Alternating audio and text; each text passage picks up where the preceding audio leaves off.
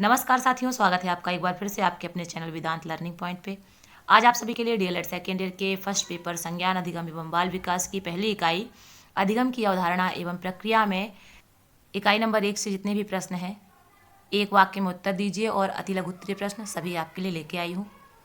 Class बहुत ही ज़्यादा important रहेगी, अंत तक देखिएगा और अच्छे से तैयारी अपनी करके जाइएगा। इससे भी तैयारी कर लीजिएगा और जो भी आपके पास मटेरियल है उस सब से भी तैयारी कर लीजिए। जितना अधिक पढ़ के जाएंगे उतना ही आपको लाभ होगा। आइए शुरू करते हैं। पहला प्रश्न है, सीखना की परिभाषा लिखिए। सीखना को परिभाषित करते हुए वुडवर्थ ने लिखा है, नवीन ज्ञान और नवीन प्रतिक्रियाओं को प्राप्त करने की प्रक्रिया सीखने की प्रक्रिया है। अगला क्वेश्चन है, शाब्दिक सीखना किसे कहते हैं। शाब्दिक सीखने का अर्थ ऐसे सीखने से होता है जिसमें व्यक्ति अक्षर से बने सार्थक असार्थक शब्द वाक्य चिन्ह तथा अंकों के अर्थों को सीखता है तथा प्रयोजन को समझता है। अगला क्वेश्चन है, सीखने के सिद्धांत से आप क्या समझते हैं। सीखने के सिद्धांत से तात्पर्य उस सैद्धांतिक गवेषणा से होता है जो सीखने का स्वरूप क्या है, प्राणी क्या सीखता है, क्यों सीखता है, कैसे सीखता है आदि प्रश्नों के उत्तरों की व्याख्या करता है। चौथा प्रश्न है, अधिगम स्थानांतरण किसे कहते हैं। साधारणतया अधिगम के क्षेत्र में प्राप्त होने वाले विचार, अनुभव या कुशलता का ज्ञान या कार्य करने की आदत का सीखने के दूसरे क्षेत्र में प्रयोग करना ही अधिगम प्रशिक्षण स्थानांतरण कहलाता है। अगला है, स्मृति क्या है।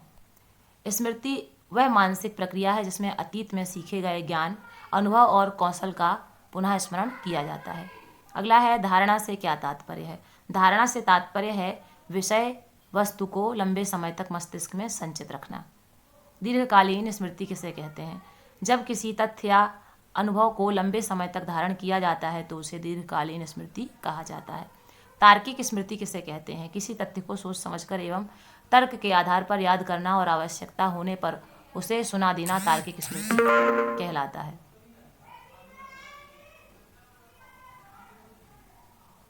विस्मृति किसे कहते हैं। सीखे हुए तथ्यों को धारण करने या धारण करने के पश्चात उन्हें स्मरण करने की असफलता को विस्मृति कहते हैं। प्रेरणा किसे कहते हैं। प्रेरणा वह आंतरिक बल है जो व्यक्ति को कार्य पूर्ण करने तक उसके समस्त क्रियाकलापों को नियंत्रण व दिशा देता है। इसके बाद अति लघु उत्तरीय प्रश्न है आपके। प्रत्यक्षीकरण सीखना किसे कहते हैं। प्रत्यक्षीकरण सीखने में व्यक्ति इंद्रियों की सहायता से पदार्थ और वाह घटनाओं या तथ्यों को जानने की क्रिया करता है। यह मानसिक क्रिया है जिसमें किसी उत्तेजक का उपस्थित होना, उत्तेजक का ज्ञानेंद्रियों को प्रभावित करना, ज्ञानवाही नाड़ियों द्वारा उत्तेजक के अनुभव को मस्तिष्क में स्थित बोध केंद्र तक पहुंचाता है। मस्तिष्क में प्रारंभिक प्रतिक्रिया संवेदन का उत्पन्न होना और संवेदना में अर्थ जुड़कर प्रत्यक्षीकरण होना आदि क्रियाओं को शामिल किया जाता है। इसके बाद है, अधिगम का क्षैतिज स्थानांतरण क्या है। जब किसी एक ही स्तर अथवा कक्षा में एक विषय से संबंधित सीखा गया ज्ञान अथवा कौशल दूसरे विषय से संबंधित अथवा कुशलता को सीखने में सहायक होता है तो इस प्रकार का स्थानांतरण क्षैतिज स्थानांतरण कहलाता है। जैसे कक्षा 10 के गणित विषय का ज्ञान भौतिक विज्ञान को समझने में सहायक होता है। क्षैतिज स्थानांतरण सकारात्मक एवं नकारात्मक दोनों प्रकार से हो सकता है। अगला है, प्रतिविज्ञान का स्मृति में क्या स्थान है। प्रतिविज्ञान वह योग्यता है जिसके द्वारा पूर्व अनुभवों अथवा सीखे हुए तथ्यों को अन्य तथ्यों के साथ जोड़कर या उनसे अलग करके उसे स्पष्ट रूप में समझा जाता है। उदाहरण के लिए, जब हम किसी व्यक्ति से प्रथम बार मिलते हैं तो हमारे मस्तिष्क में स्मृति चिन्हों द्वारा उसका प्रतिबिंब बन जाता है।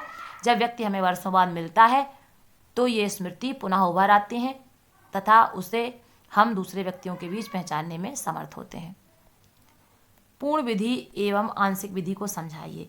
पूर्ण विधि क्या है। जब कोई व्यक्ति संपूर्ण विषय सामग्री को एक साथ याद करता है तो इस प्रकार के स्मरण करने की विधि को पूर्ण विधि कहते हैं। अधिक बुद्धिमान बच्चों के लिए पूर्ण विधि से स्मरण करना प्रभावी होता है।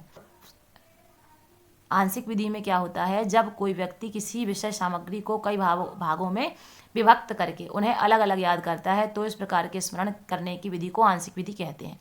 मंद बुद्धि बालकों के लिए यह विधि उपयुक्त होती है। ये भी पूछ ले कि कौन सी विधि मंद बुद्धि वाले बालकों के लिए उपयुक्त होती है तो आंशिक विधि कह सकते हैं और प्रतिभाशाली बच्चों के लिए तो पूर्ण विधि। ठीक है। विस्मरण में दमन का सिद्धांत समझाइए। मनोवैज्ञानिक फ्राइड के अनुसार मनुष्य को अपने जीवन में जो दुखद अनुभव होते हैं उन्हें भुलाने का प्रयत्न करता है, क्योंकि जब भी उसे वे स्मरण आते हैं तो उनके लिए चिंता उत्पन्न करते हैं। यदि चिंता उत्पन्न करने वाले मनोवेगों को पूरी तरह से रोक लिया जाए तो उनको चेतन में ना आने दिया जाए, इसको दमन कहते हैं, किसी चीज़ का दमन कर देना।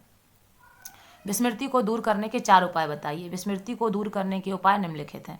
सीखने वाले का शरीर स्वस्थ होना चाहिए, सीखने वाला मानसिक रोगों से मुक्त हो, सीखने वाला मानसिक आघात या मानसिक द्वंद्वों से मुक्त हो। मानसिक आघात उसे किसी चीज़ की, किसी बात का की ठेस ना पहुंची हो उसके मन में, या उसके दिमाग में कई सारे विचार इकट्ठे होकर द्वंद्व ना कर रहे हों, यानी कि युद्ध ना कर रहे हो, एक तरीके से एक दूसरे के विचार ना मिल रहे हों। अगला है सीखे जाने वाली सामग्री की उपयोगिता स्पष्ट हो, जो भी चीज़ हम सीख रहे हैं वो स्पष्ट रूप से हमें बताई जाए। अगला है सृजनशील सीखने से क्या तात्पर्य है। सृजनशीलता से तात्पर्य मनुष्य के उस गुण, योग्यता अथवा शक्ति से होता है जिसके द्वारा वह कुछ नया सृजन करे। नव सृजन सृजनकर्ता की अनुपम देन होती है।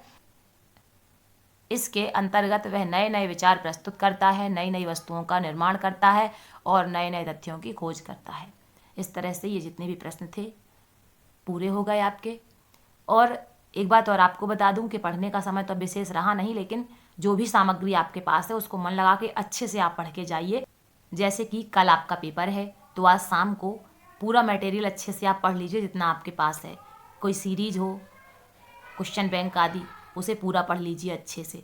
और सवेरे उठ के 3 बजे उठें, 2 बजे उठें, पेपर के टाइम तक पूरा अच्छे से पढ़ लीजिए और उसके बाद आप पेपर देने जाइए। पूरी इकाइयों के वस्तुनिष्ठ प्रश्न और फिल इन द ब्लैंक्स, अति लघु उत्तरीय, 1 वाक्य वाले, ये सारे अच्छे से पढ़ के जाइए और मैटर पूरा बढ़िया से पढ़ के जाइए, तो पेपर आपका बहुत ही अच्छा जाएगा। और एग्जाम्स के लिए आपको ढेर सारी शुभकामनाएं, आपके पेपर अच्छे जाएं, ऐसी मैं ईश्वर से कामना करती हूँ। धन्यवाद।